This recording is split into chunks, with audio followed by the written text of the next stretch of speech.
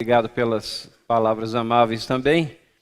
E, como eu já disse no início do sermão, é um privilégio estar aqui de manhã com vocês, agora de uma forma um pouco mais descontraída, tentando ver alguns dos aspectos que eu trago no livro. Obviamente, como nós temos poucos minutos, nós vamos tocar de leve em algumas dessas questões, e o aprofundamento não seria possível, mas se vocês tiverem interesse em pesquisar um pouco mais, no livro tem referências, tem notas de rodapé, tem bibliografia, tem tudo de onde foram extraídos, por exemplo, algumas dessas questões.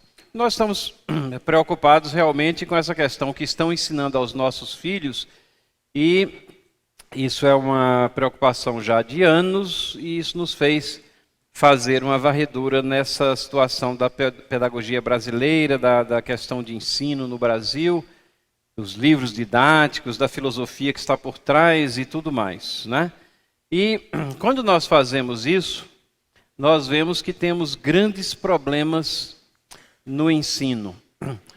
Mas para que nós possamos abordá-los, vamos fazer uma oração antes, para que nós façamos no espírito correto, com a condução do nosso Deus.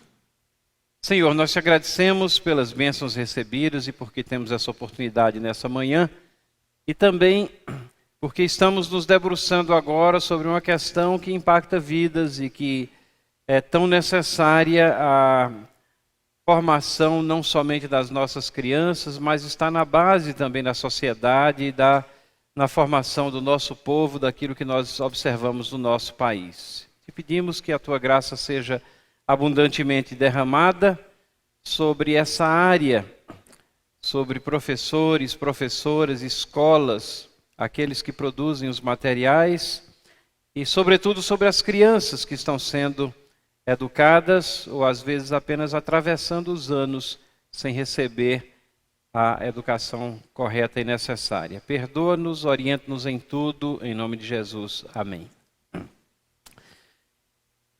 Então nós atravessamos e temos grandes problemas no ensino. Ensinar não é uma coisa fácil, ensinar não é uma coisa que está segregada somente a professores ou professoras. Eu costumo dizer que se nós somos cristãos, todos nós somos professores, porque na grande comissão nós fomos comissionados corporativamente a ir pregar o evangelho, ensinando todas as coisas. Então, o ensino está lá no cerne, no centro.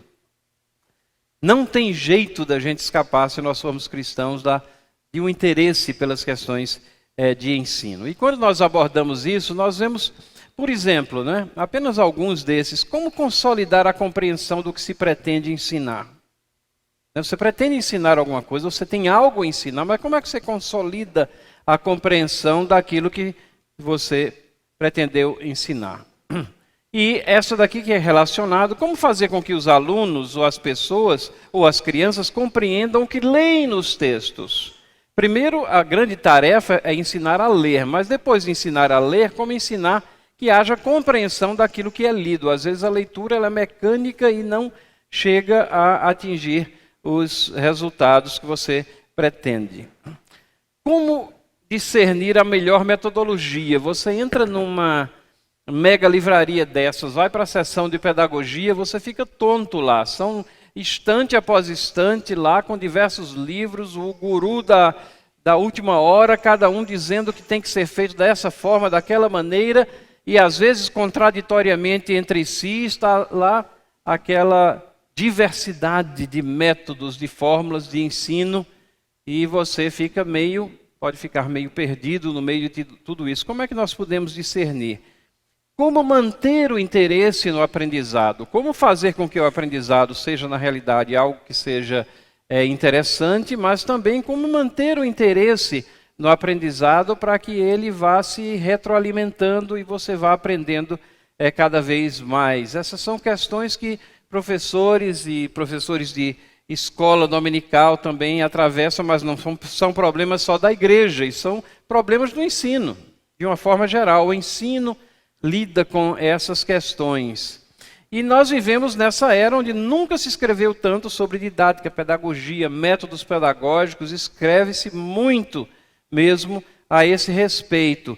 E, consequentemente, quanto mais se escreve, mais se pesquisa, mais se produz, há uma expectativa de que haverá uma eficiência maior na instrução, nos processos educacionais, mas nem sempre é assim. Essa expectativa é alta. Ora, se antigamente não se pesquisava tanto, então o ensino era aquilo, aquela mesmice e tal, mas hoje, com tanta pesquisa, com tanta metodologia formulada e oferecida, nós devemos ter um avanço muito grande. Mas, no entanto, nós estamos no meio de uma crise educacional. Vocês lembram aquela pergunta que Filipe, aliás, falamos de Estevão hoje pela manhã, agora estamos falando de Filipe, 2 pregadores, e aquela pergunta que ele fez, aquele alto oficial que ia naquela carruagem, na realidade eu creio que era mais uma carroça do que uma... A gente tem a ideia de que era uma carruagem trotando velozmente, e Filipe teve que se esbaforir ou ter uma ação milagrosa do Espírito para poder emparelhar e começar um diálogo com quem estava dentro, né? Mas temos que nos lembrar que as vias naquela época eram tortuosas, cheias de buracos, eram trilhas na realidade. Vocês aqui, obviamente, nunca viveram essa época, mas eu vivi a época do carro de boi, né? Eu andei em carro de boi, que era movido por aquele rangir horrível das rodas, e dizem que aquilo é que motivava o boi, querendo fugir daquilo, mas ele impulsionava o carro, né? E o carro de boi anda bem devagarzinho, uma pessoa anda ao lado do carro de boi. Talvez a carruagem fosse desse tipo, né? Um carro que dava para o Filipe chegar. Talvez não, talvez foi alguma ação milagrosa, mesmo como ocorreu depois, mas a verdade é que Filipe chegou junto daquele alto oficial que estava lá.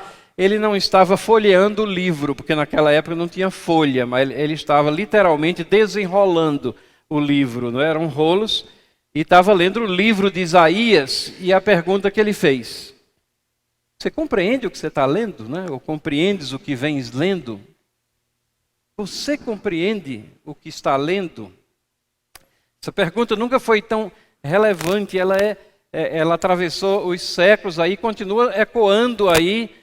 Você compreende o que você está lendo? E a resposta é não menos importante. Alguém lembra da resposta? Como é que eu vou entender se alguém não me explicar? Né? É o papel do professor. Aqui tem um material e aqui precisa de um professor.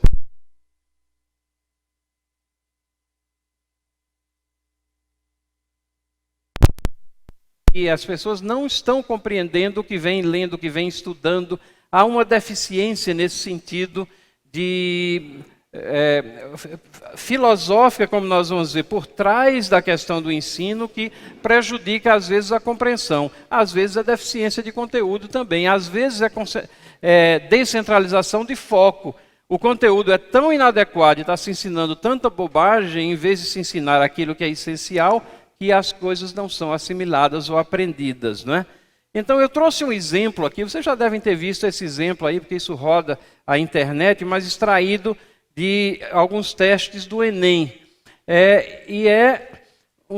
Eu selecionei apenas a área aqui de ecologia, algumas perguntas relacionadas de ecologia, só para não fugir do tema ecologia e para serem mais ou menos afins, mas mostra essa deficiência de compreensão, né? Uma dessas respostas, lidando sobre a Amazônia, dizia assim: a situação tende a piorar. Os madeireiros da Amazônia destroem a Mata Atlântica da região. Né? Esse daí precisa aprender geografia, né? A Mata Atlântica da região amazônica. Um outro disse assim: o serigueiro tira borracha das árvores, mas nunca derrubam as seringas. Né? Esse deve estar interessado em administração hospitalar. Esses são testes aqui de concluintes do ensino médio, né? Testes do Enem, que é o Exame Nacional do Ensino Médio, que afere aquilo que que foi assimilado, aprendido, compreendido, aquela consolidação do que foi ensinado nessas vidas de jovens adolescentes aqui.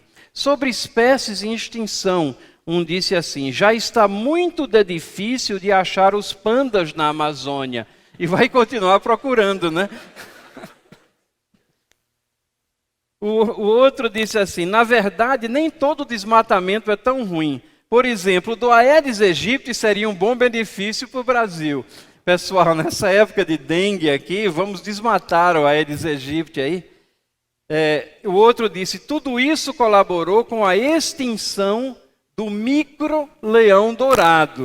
Bom, o micro-leão dourado deve ser um mico-leão bem pequenininho, né?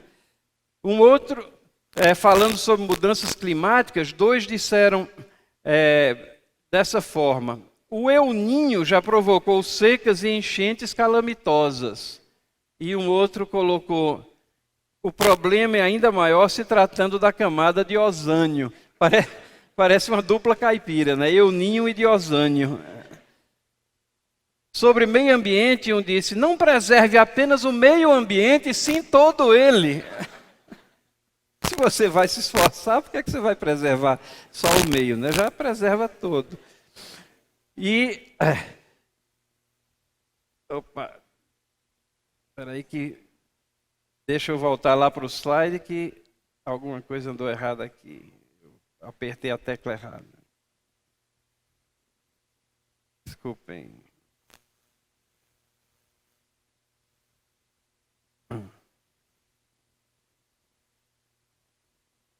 Então, só trabalhando juntos, concluindo aqui essa coletânea, um escreveu assim: o ser humano, no mesmo tempo que constrói, também destrói, pois nós temos que nos unir para realizarmos parcerias juntas.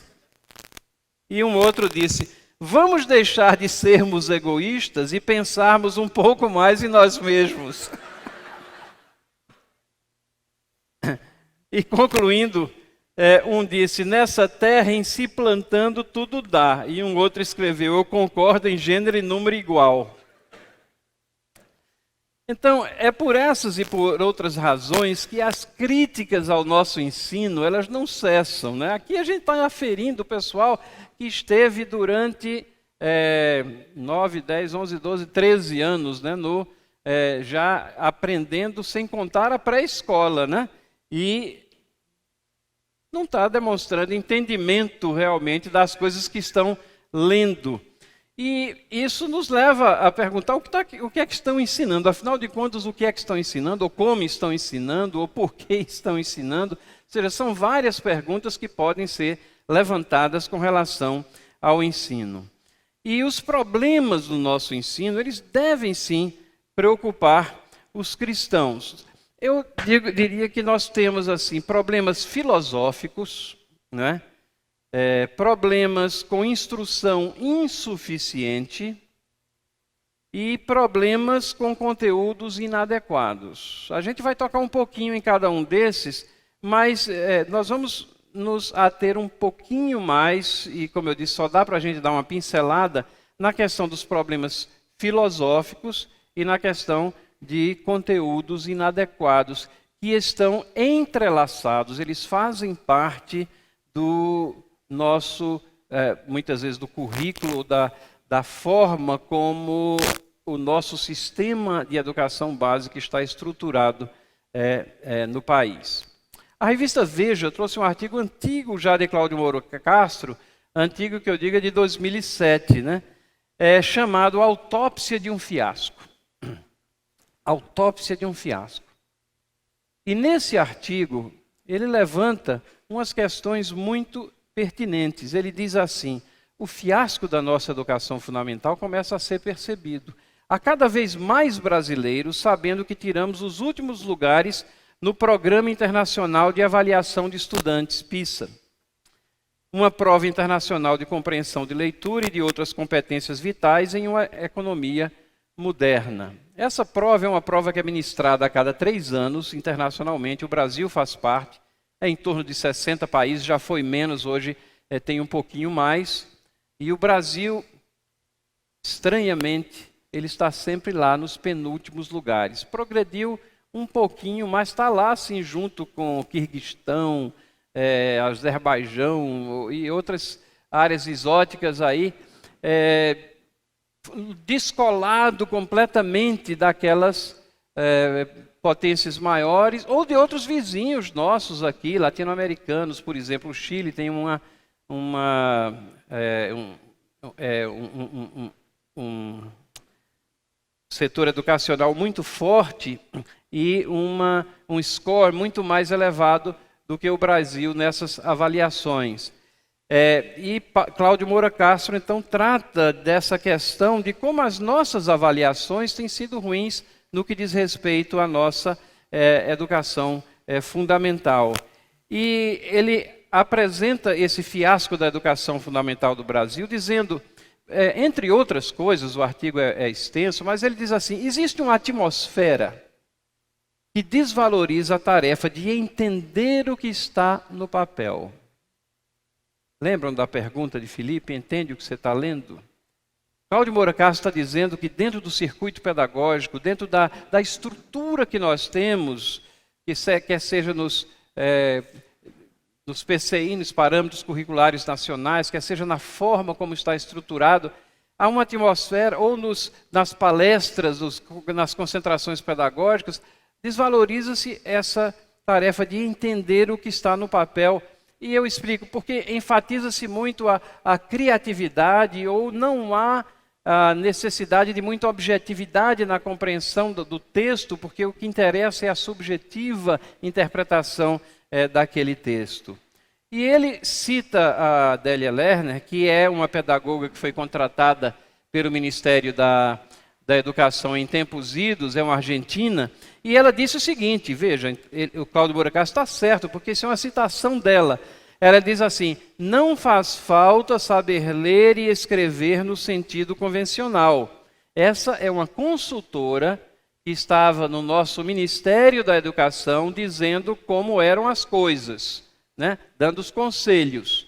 E ela disse que não faz falta saber ler e escrever no sentido convencional. Quem interpreta faz em relação ao que sabe, interpretações não dependem do texto em si. Ora, o texto é a âncora daquilo que se deve saber. Se você acha que o texto não vale, mas o que vale é a visão subjetiva que você tem dele, você está destruindo esse processo de ensino-aprendizado.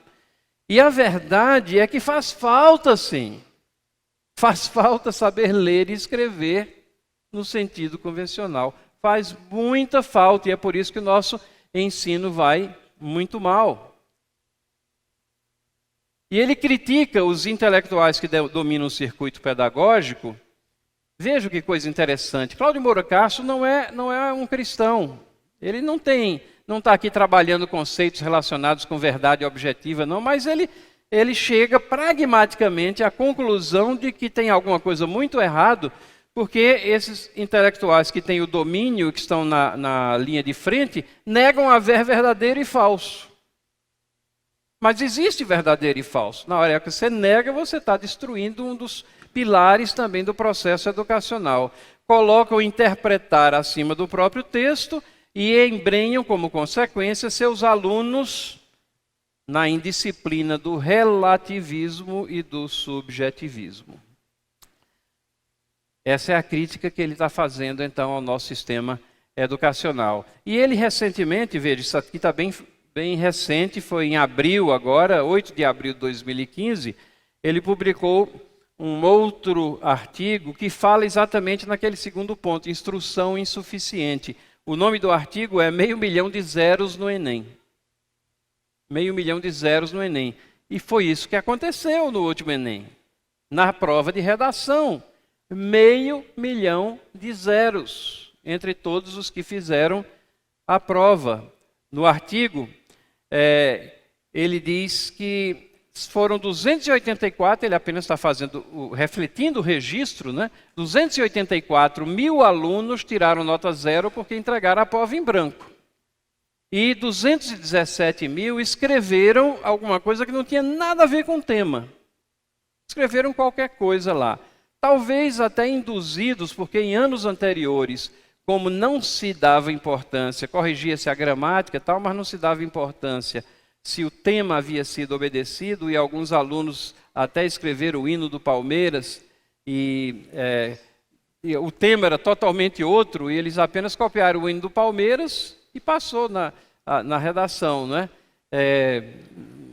Ninguém vai dizer aí que se fosse do São Paulo teria ganho 10, né? Ou do Corinthians. Não, a questão não era o time, não. É que colocou o hino de um time de futebol quando o tema era totalmente outro, né? E Cláudio Moura Castro, então, faz referência a essa questão de como o nosso ensino está com conteúdos deficientes, está falhando no ensinar. E aqui nesse mesmo artigo, que é bem recente, ele diz que nós estamos na contramão do mundo. Parte da nossa escola abraça o relativismo. Se acho isso, é meu direito. Reina nos impérios pedagógicos e nos autores da moda uma atmosfera que desvaloriza a tarefa de entender aquilo que está no papel, que é aquela citação da Adélia Lerner, que ele já tinha feito esse alerta lá em 2007. Então, essa é uma situação, por demais, preocupante no que diz respeito a conteúdos deficientes. Como é que nós ficamos como cristãos no meio dessa grande confusão aqui, não é? Nós cremos na verdade objetiva e revelada. Se você é cristão, não tem outra alternativa, né? Eu sou o caminho, a verdade e a vida. E para que não parem dúvidas, ninguém vem ao Pai senão por mim. Então, o que é isso? É verdade objetiva, revelada. Mas como é que está a objetividade na nossa prática ou na compreensão do ensino? Quando chega a gente na igreja, a gente declara isso, mas quando a gente chega na vida real lá no mundo, a gente acha que podemos ser relativistas, que qualquer coisa vai, que a forma como o ensino está sendo levado, relativizando tudo, que não há certo ou errado, verdade ou mentira. É assim mesmo que tem que ser, é assim que temos que aceitar. Essa é uma das grandes questões que nós temos que confrontar. E se nós formos carrear como devemos, a nossa fé, ao nosso dia a dia, a nossa compreensão das coisas, a nossa visão de mundo, nós temos que repensar também as questões relacionadas com o ensino. Nós não podemos ficar mergulhados num mar de subjetivismos. E um dos grandes problemas, agora falando de um problema filosófico que nós temos na educação, é a questão de que a grande filosofia que embasa a formação dos parâmetros curriculares, a formação dos professores, a ideia que está por trás de toda a pedagogia contemporânea é o construtivismo. E eu creio que já passa do tempo em que nós venhamos a analisar a questão do construtivismo sobre a perspectiva cristã. É uma grande necessidade. No meu livro, ele é dividido em 3 partes. E a primeira parte dele, 1/3 dele, é exatamente dedicado a isso, a destrinchar, analisar, verificar o que é que os autores construtivistas dizem, postulam e o que é que a fé cristã diz com relação a essas questões, são fundamentais para o processo educacional, o processo de ensino. A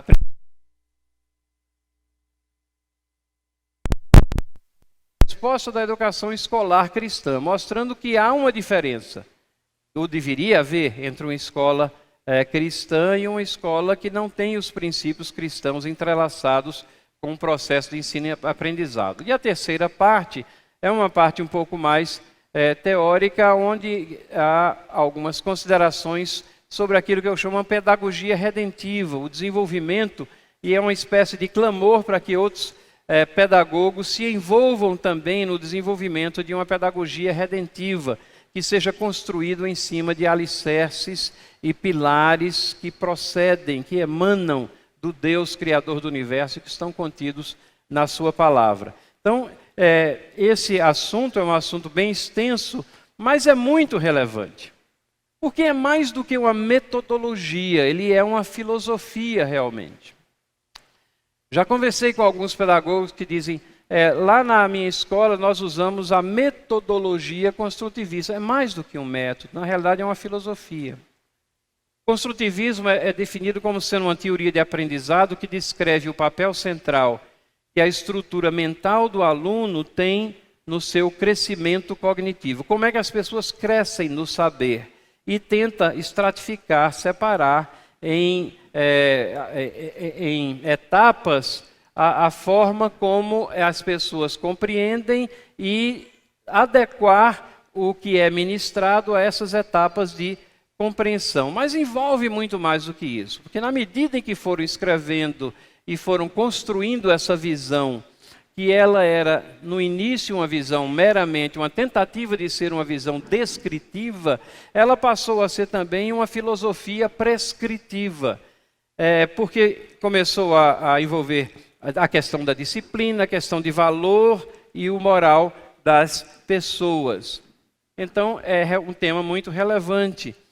É uma filosofia muito abrangente, ele predomina na maioria das nossas escolas, e ela predomina na maioria das escolas porque ela predomina na maioria das faculdades, universidades, na esmagadora maioria, principalmente no Brasil. Não é assim em outros lugares do mundo, mas no Brasil, monoliticamente, quase isso reinou durante décadas. E só em alguns anos recentes vem sendo contestado do ponto de vista pedagógico. Nós temos contestado isso já há algum tempo do ponto de vista de premissas cristãs do que é conhecimento, entendimento, mas hoje, até do ponto de vista pedagógico, também já existem contestações bem importantes. Ela permeia toda a literatura de aconselhamento e orientação pedagógica, então é um tema relevante. O conceito que o construtivismo tem de conhecimento é um conceito que nunca nós vamos poder abraçá-lo como cristãos. É uma visão subjetiva da vida, há uma aversão a se dizer que você transmite conhecimento. Não, você não transmite conhecimento, você constrói conhecimento. Daí o nome, construtivismo, você constrói conhecimento. Ora, do ponto de vista bíblico, o conhecimento se transmite sim. Nós somos recebedores de conhecimento e espera-se que sejamos transmissores de conhecimento. Então,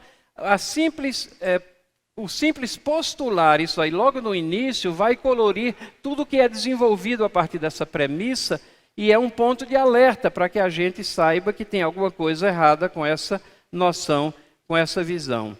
E também há uma implicação muito grande às questões de direcionamento e disciplina. Eu esqueci de mencionar a questão do professor como facilitador, não é?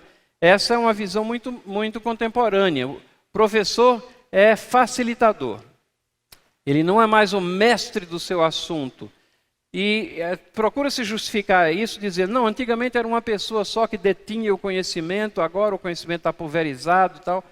É verdade que há uma pulverização de conhecimento, mas quem disse que aqueles que tinham o conhecimento, eles eram ruins na transmissão desse conhecimento? Né? Quem disse que eles procuravam só deter o conhecimento e angariar poder? Isso é um mau professor, não o bom professor. O bom professor é aquele que tem o conhecimento, conhece, domina o seu assunto e sabe transmiti-lo eficazmente.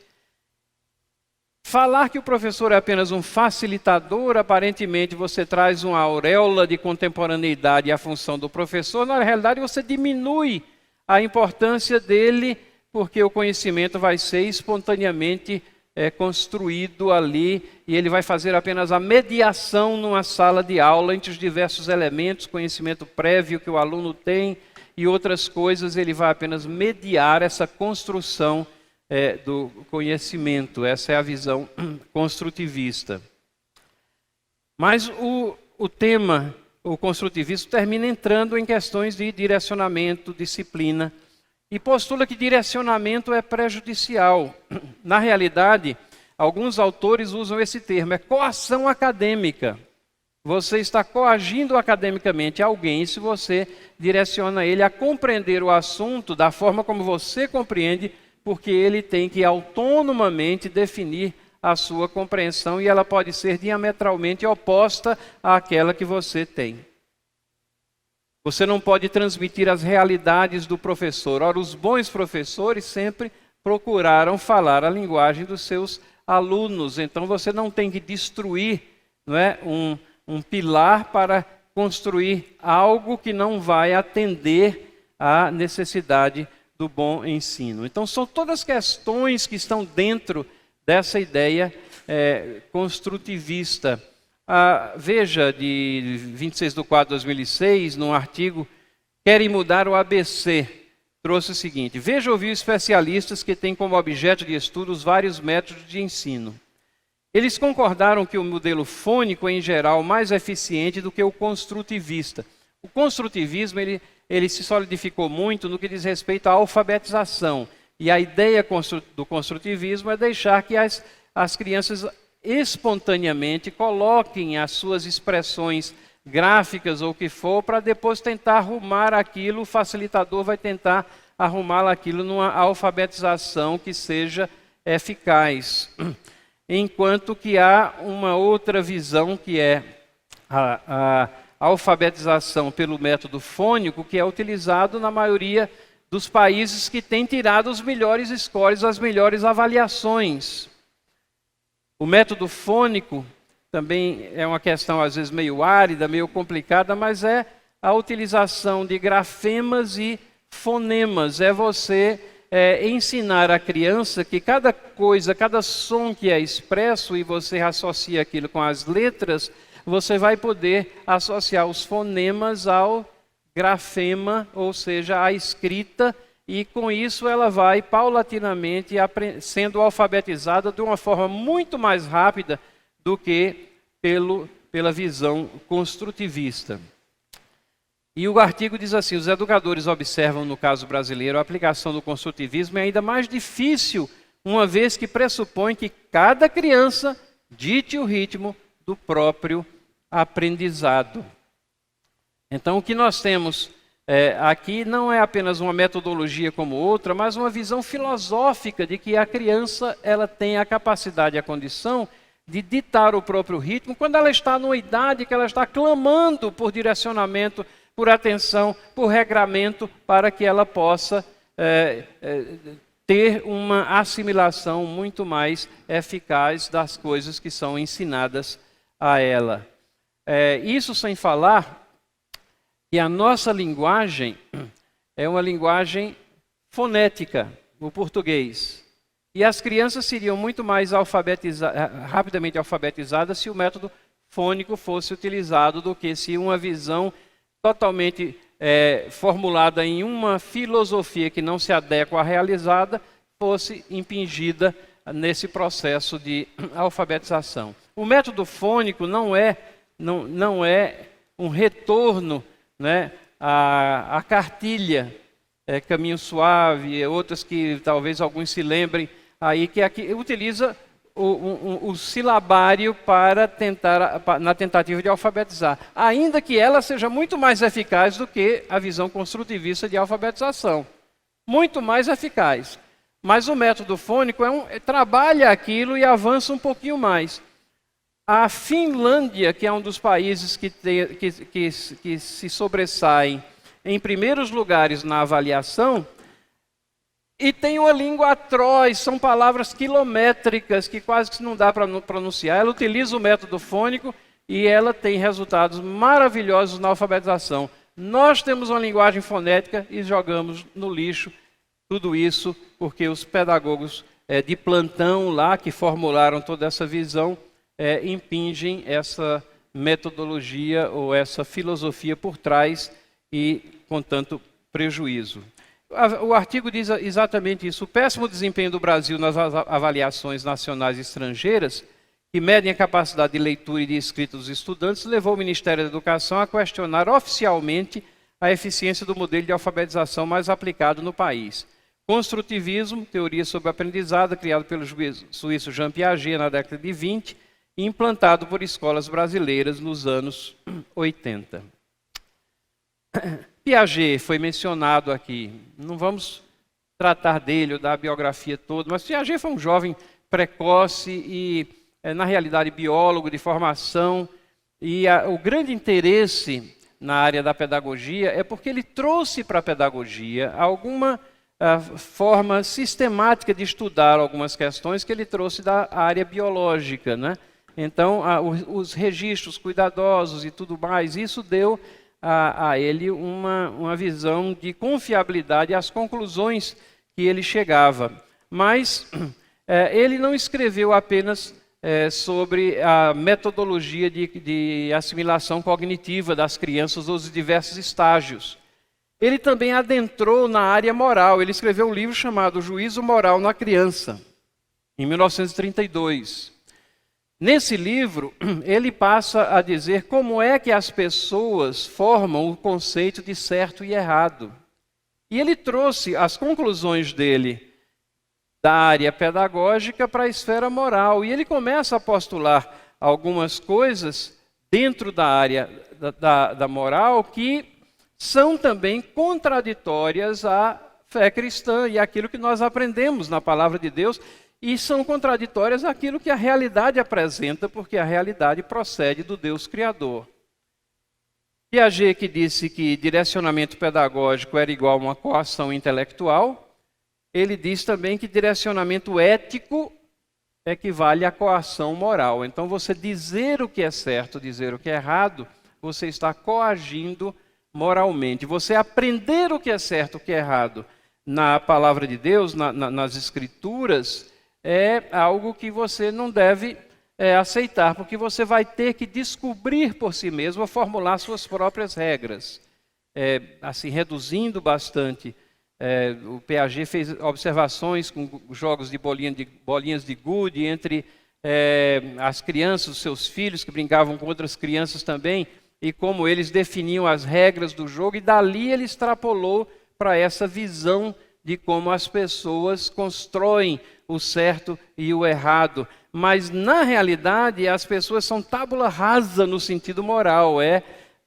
Em essência, é aquilo que é considerado por ele, ou seja, não tem nada, elas são neutras, elas nascem neutras, o que contradiz a visão expressa nas Escrituras, em que todos pecamos, né? Todos nascemos em pecado nós fomos concebidos, nós trazemos o pecado original, é algo que adentrou a raça humana num determinado momento e está presente desde então. Então, existem alguns problemas. O construtivismo distorce esse conceito de verdade. Não existe verdade objetiva. O conhecimento é um reflexo subjetivo gerado na mente. A verdade objetiva não existe. A verdade absoluta, então, não é um padrão desejável. Porque, na realidade, você tem que procurar a libertação de absolutos para que você seja realmente autônomo. Autônomo é lei própria, é descolamento de qualquer regramento que não venha de você. E é esse caldeirão que vem formando gerações após gerações e que resultam num desrespeito por regramentos, pela lei, pela civilidade, e que gera as situações que hoje nós estamos testemunhando na sociedade como um todo.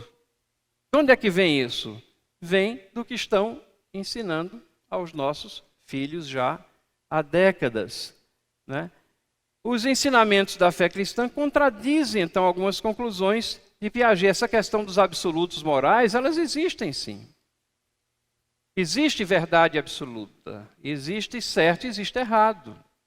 Adulterar era errado, e era errado não só no Antigo Testamento, mas é errado hoje também. Continua sendo errado. Furtar é errado, era e é, e continuará a ser. Então existem pilares assim universais sobre os quais as sociedades se sustentam, fruto da graça comum de Deus, que faz com que as pessoas tenham essa percepção, e filosoficamente muitas correntes tentam destruir essas realidades. Valores morais procedem de Deus. Não procedem de um pacto entre pessoas, não, eles procedem de Deus. Não existe moralidade sem referencial do autor do bem. E Deus é esse aonde nós encontramos unidade metafísica das coisas que nós não vemos e das coisas que vemos, criadas porque procederam dele. O conceito do pecado é uma realidade. Os primeiros 3 capítulos de Romanos enfatizam isso com tanta contundência, né? E nós somos pecadores. E nós somos pecadores desde o berço. Ora, nós temos aqui uma visão que diz que as pessoas nascem neutras. E em cima dessa visão se constroem verdadeiros castelos pedagógicos que não podem dar certo porque ignoram uma questão que é fundamental na compreensão da pessoa humana, que é a necessidade, a pecaminosidade e consequente necessidade de direcionamento, de limites e de redenção. Jogamos fora tudo que foi desenvolvido nas últimas décadas? Não, não é essa a proposta. Tem algumas contribuições que Piaget, os construtivistas, os pedagogos modernos entre si, vêm fazendo. Por exemplo, o processo educacional, ele ficou, obviamente, mais interativo, mais participativo e mais interessante para o aluno. Não é aquela visão apenas discursiva, não é isso que se propõe, não.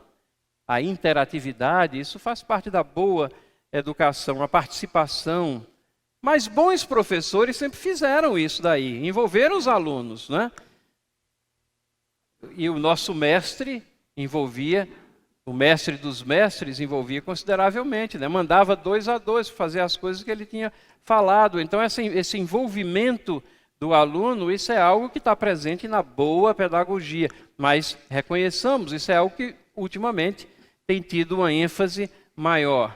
A individualidade dos alunos foi observada com maior intensidade e consideração pelos professores. Então, eu lembro que o meu sogro, o pai da minha esposa, Beth, ele era canhoto, mas na época que ele estudou lá na Holanda, ele teve que aprender a escrever com a mão direita, porque não se admitia canhotos na sala, né? Então, essa é uma visão que não tem nada a ver com boa educação. E essa percepção da individualidade, ela foi observada com mais intensidade nas últimas décadas, e você tenta, então, reconhecer e aceitar com naturalidade. Se Deus fez ele canhoto, fez canhoto, e ele deve ser ensinado dentro daquelas condições que ele tem. E outras questões afins, né? Eu prefiro, em vez de individualidade, eu gosto muito de usar a palavra singularidade. Deus nos fez únicos, singulares, diferentes uns dos outros, e Ele lida conosco individualmente. E a boa prática educacional também reconhecerá essa singularidade nos seus alunos. Da mesma forma, limitações dos alunos não foram descartadas, mas são abrigadas e tenta-se compensar. Os pais, e não somente a escola, considerados parte importante do conhecimento dos educandos, fundamental, obviamente. Fala-se muito hoje de parceria escola-família e fala-se muito bem, e deve ser assim, né? E o material didático, gente, hoje em dia dá vontade de você voltar para a escola, porque o material didático é muito bom. É colorido. Eu lembro que eu estudava nos meus livros, isso faz muito tempo, né?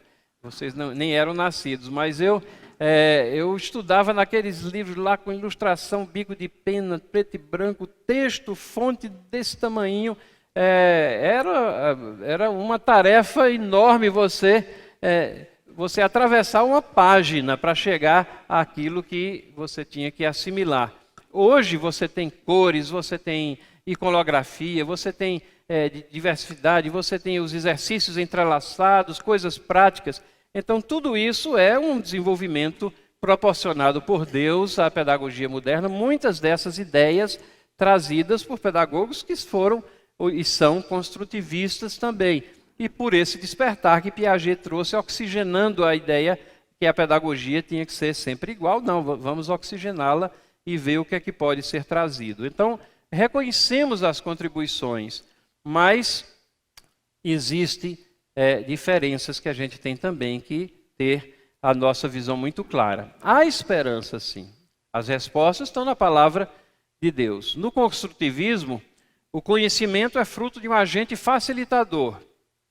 Ele vai se produzir autonomamente, né, na criança, na mente das crianças. Mas na palavra de Deus, o conhecimento é fruto de agente transmissor. Nós não vamos ter tempo de olhar todas essas referências aí, mas acreditem em mim, ali vocês vão ver isso. O conhecimento no construtivismo, ele não se adquire, não se transmite, mas se constrói. Mas na palavra de Deus nós aprendemos, e na nossa vida real, que o conhecimento é algo que você pede a Deus, que é concedido por Ele, é uma coisa objetiva, é comparado a um tesouro, é contrastado com a mentira, né? Nós somos recebedores da verdade, conhecereis a verdade, e a verdade vos libertará. No construtivismo, o conhecimento verdadeiro é sempre uma impossibilidade. Na nossa visão, na fé cristã, não. É uma possibilidade bíblica. Você pode não ter conhecimento exaustivo, você nunca vai conseguir esgotar tudo o que tem que se conhecer. Mas aquilo que lhe é dado conhecer, você pode ter a confiança de que é conhecimento veraz, aquilo que lhe é dado conhecer. Né? Então são situações que a gente pode contrastar exatamente com aquilo que a palavra de Deus ensina. E os livros didáticos? O que dizer a questão do conhecimento inadequado? Lembram que eu falei que a gente tem alguns problemas? A questão filosófica, a questão da insuficiência e a questão da transmissão ou do conteúdo inadequado que nós encontramos. Respondendo essa pergunta, o que é que estão ensinando aos nossos filhos? Aqui a situação é complicada. Eles refletem, obviamente, a sociedade na qual nós estamos inseridos.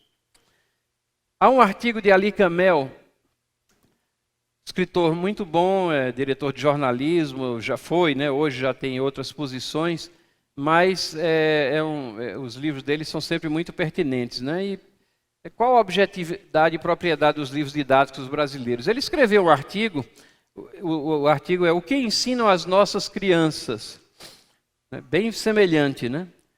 E ele diz assim: nossas crianças estão sendo enganadas, a cabeça delas vem sendo trabalhada, o efeito disso será sentido em poucos anos. É isso que deseja o MEC, se não for, algo precisa ser feito pelo Ministério, pelo Congresso, por alguém. Ele está desesperado. A reclamação dele não é de cunho religioso, mas ele está dizendo que há uma doutrinação política na mente das crianças de uma visão marxista de mundo. E ele dá vários exemplos aqui.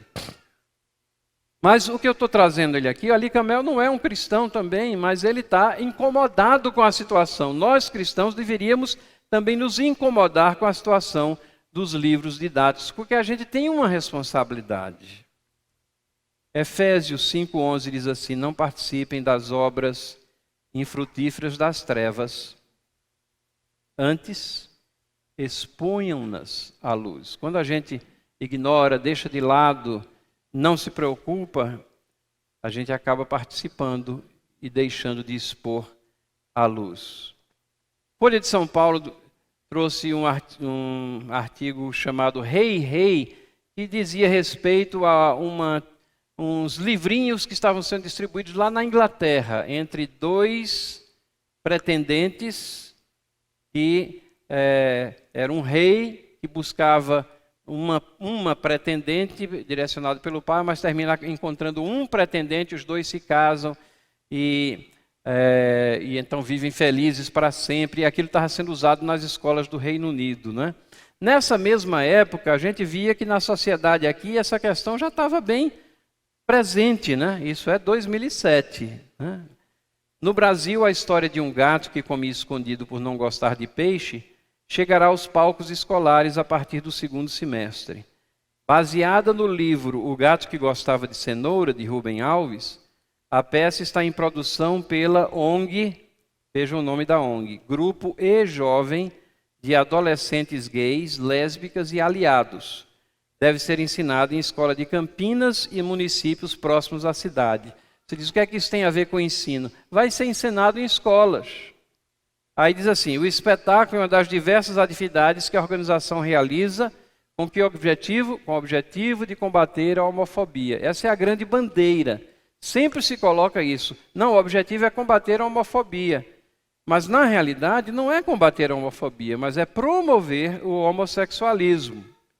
Outros entre os vários títulos de literatura infantil nacional com temática homossexual são O Menino que Brincava de Ser, de Georgino da Costa Martins, e o recém-lançado Cada Família de um Jeito para a Criança entre 2 e 5 anos, em que a Aline Abeiro descreve lares construídos de diversas formas, com pai e mãe, com avós, com 2 mães, 2 pais, etc.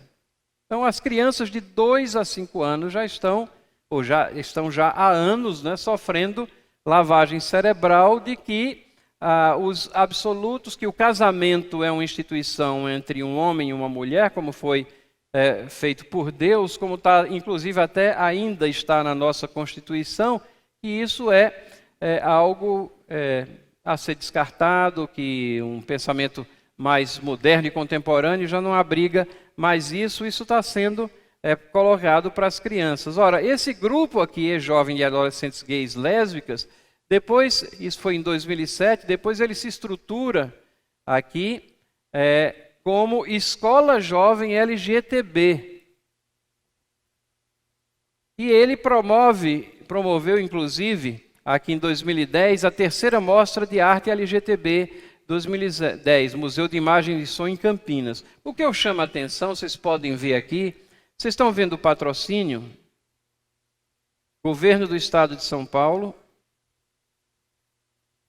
Brasil, um país de todos, governo federal, Ministério da Cultura e por aí vai.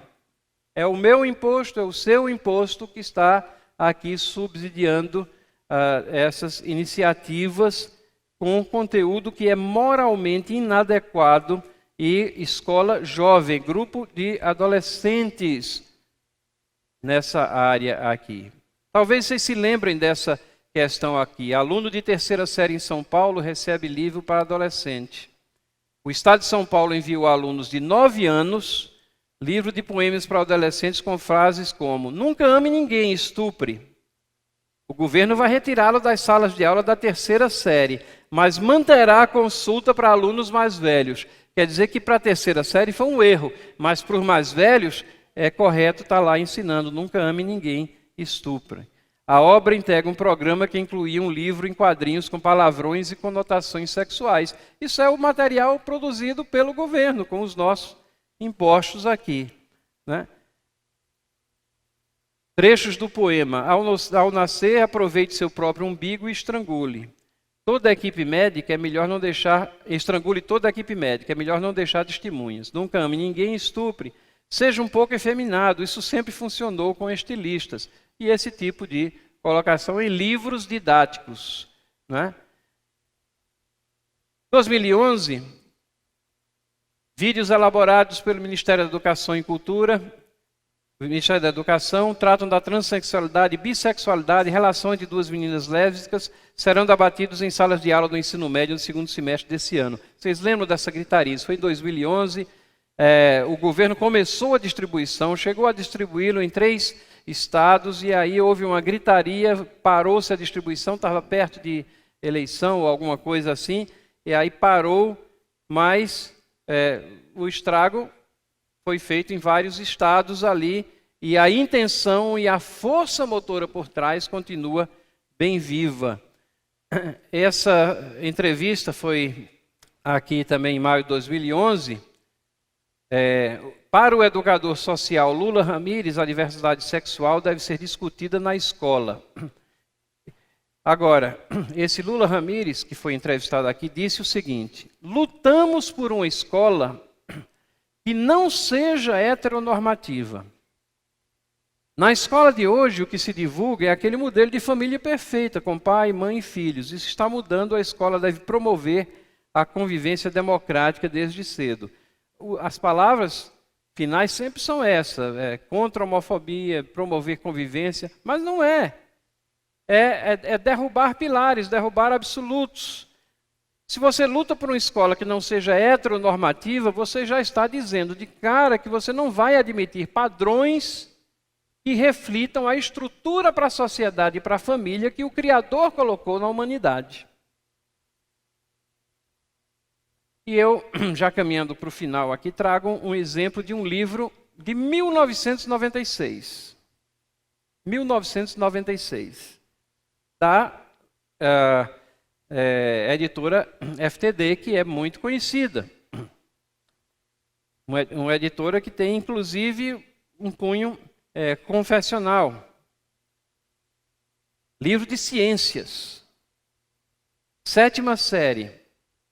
E esse livro está apresentando aqui, nesse trecho que eu trago, funções celulares, cromossomos, anatomia, funções digestivas, reprodutivas. E você diz, o que é que pode dar errado? Não pode dar errado nada aqui. O livro de ciências vai apresentar aqui ciência. Não pode dar errado nada. Falar da célula, o que é que você pode falar errado da célula? Cromossomos, mas no texto e na apresentação do que está aqui, ele também trata do sistema reprodutor. E então ele começa a falar da educação sexual. E aí ele apresenta como normal, durante a puberdade, as fantasias, a atração, a admiração e o desejo por companheiros do mesmo sexo. E aí ele diz, é importante não confundir a atração sexual do indivíduo com sua identidade sexual. Então vejam, ele apresenta como normal a atratividade por companheiros do mesmo sexo. E aí ele passa a dizer que a conduta homossexual não é aceita pela sociedade. Em função disso, homossexuais ocultam a vida afetiva, possuem traumas. Após essas conclusões, ele apresenta a sociedade como aceitando a heterossexualidade como natural. Isso é 1996. Você pode até achar, olha, então ele se redimiu aqui no final. Não. Qual é a objeção? Esse livro, e aqui é um exemplo só, né? Nós não temos tempo para ir em vários exemplos. O livro didático secular, veladamente, ele apresenta um conceito vago de certo ou de errado. Ou também uma indução para um tipo ou outro do comportamento. Na hora que ele diz que a atração pelo mesmo sexo é natural, ele está induzindo a que isso daí tem que ser, isso daí não tem nada de errado.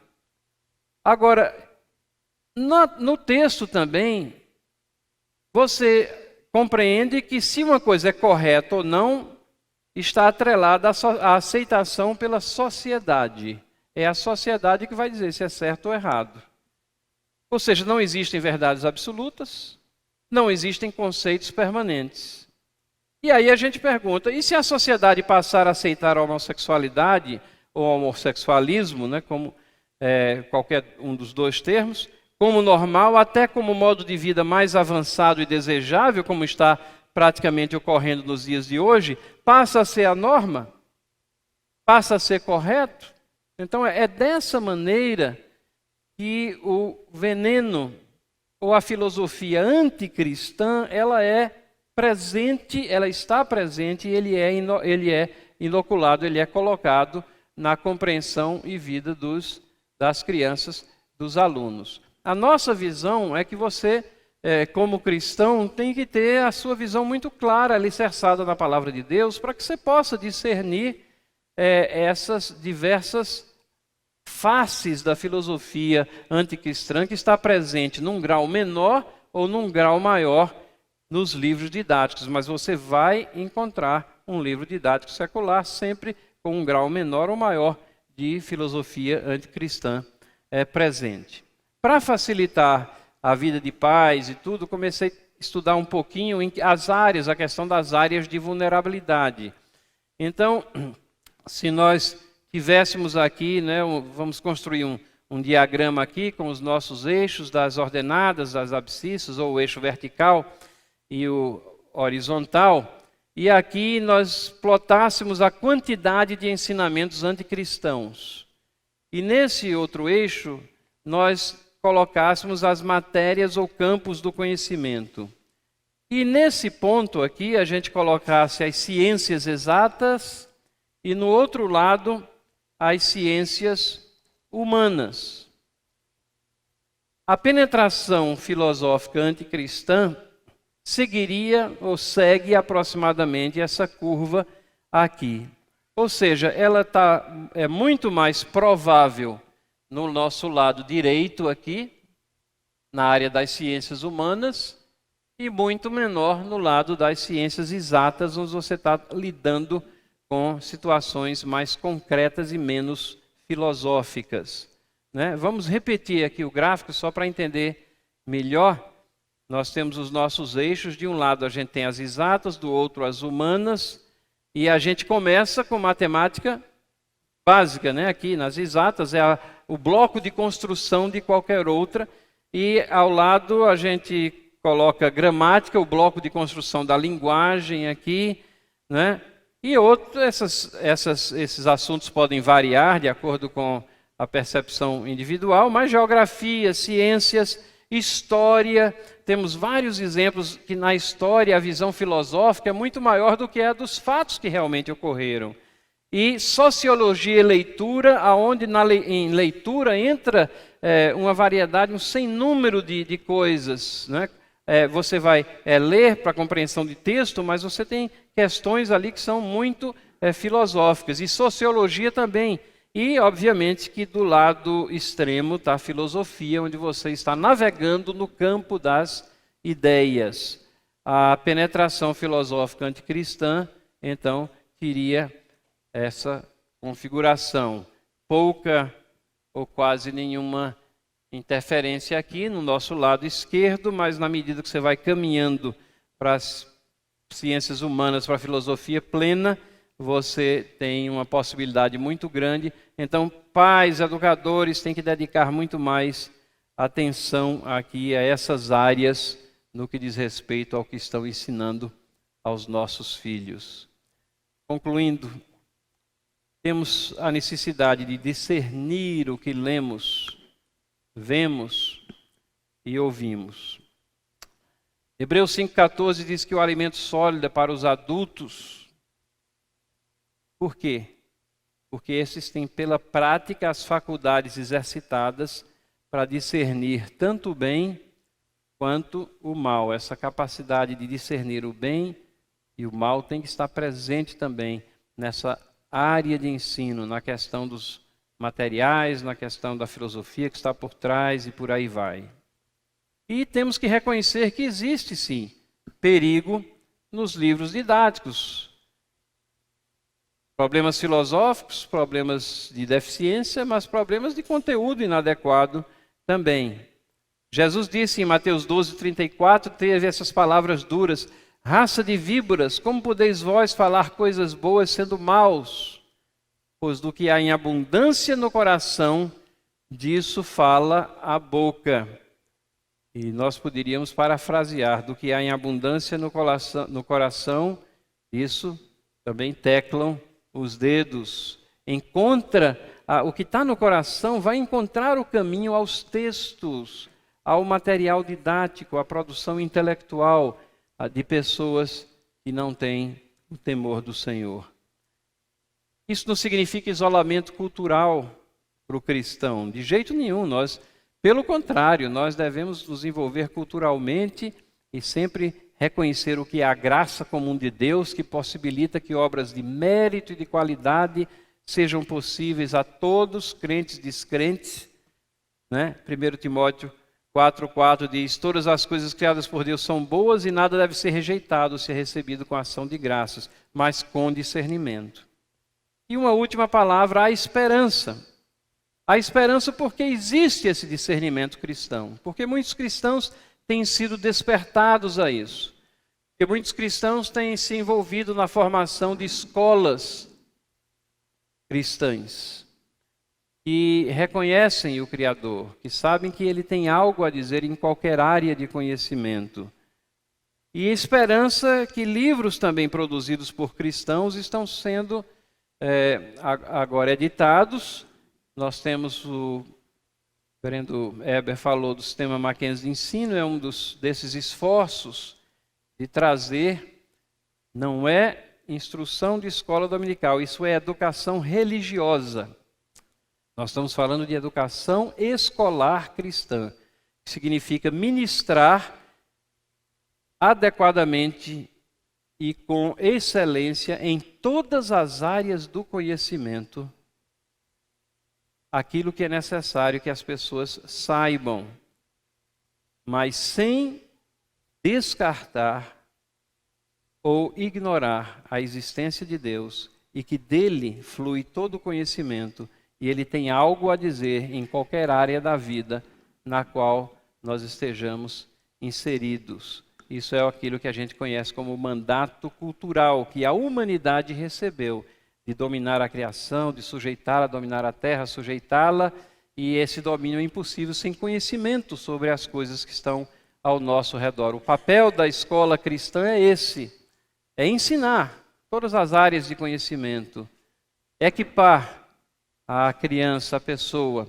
mas sem descartar essa área da realidade, a parte metafísica da nossa existência, que é tão real quanto a parte física na qual nós lemos, vemos, sentimos, pegamos.